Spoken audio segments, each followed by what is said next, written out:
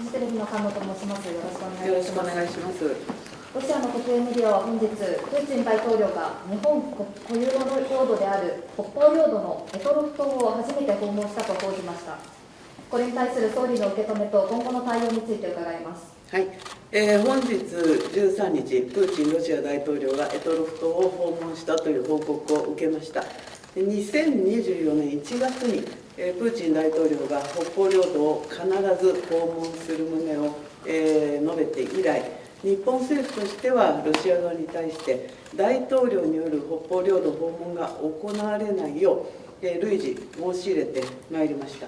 それにもかかわらず本日プーチン大統領が択捉島を訪問したことに強く抗議をいたします。北方領土は歴史的にも国際法上も我が国固有の領土であります。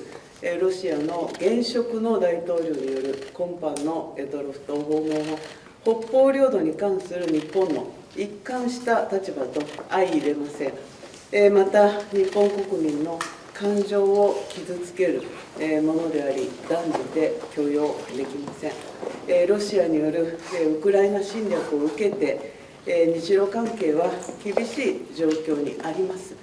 そのような中でも日本はできる限りの努力を払ってきましたが、今回の訪問は日本国内の対ロ感情を一層厳しくし、中長期的な関係回復を困難にしたと言わざるを得ません。ロシア側においては、このことの重大さを深刻に受け止めてほしいと考えております。以上です。よろしいでしょうか。じゃあ、はい。時事通信の一部です。日本政府としては今回の訪問について把握したのはいかがだったんでしょうか。事実確認を行っておりました。私に連絡があったのは今日の午後でございます。よろしいですか。すみません、北海道新聞の小林です。7月にですね、茂木大臣、茂木外務大臣とラブロフ外務大臣がですね、短時間接触しましたが、今後どのように日露の対話をするチャンネルを作るおつもりでしょうか。そうですね、でも今回の、ロシアの大統領による択捉島の訪問につきましては、これはこの後外務省からも強く、抗議を行う予定でございます。